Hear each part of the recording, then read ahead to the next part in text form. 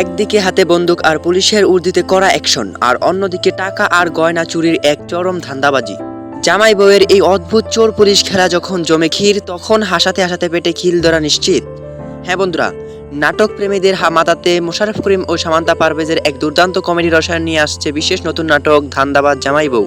বন্ধুরা, আমার স্ক্রিনে আপনারা যে চোখ ধাঁধানো পোস্টারটি দেখতে পাচ্ছেন, এটি হলো ধান্দাবাজ জামাই বউ নাটকের অফিসিয়াল ফার্স্ট লুক। এই পোস্টারটিতে একই সাথে দুটি ডাবল লুক ফুটিয়ে তোলা হয়েছে।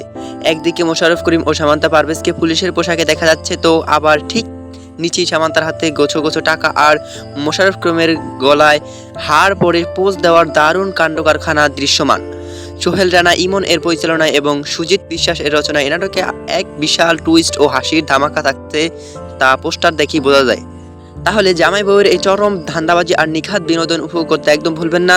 নাটকটি রিলিজ হতে যাচ্ছে আগামী 4 জুলাই শনিবার ঠিক বিকেল 3টায় শুধুমাত্র এনটিভি নাটক অফিসিয়াল ইউটিউব চ্যানেলে। আপনার শনিবারের বিকেলটাকে হাসিতে ভরিয়ে তুলতে চোখ রাখুন তাদের চ্যানেলে।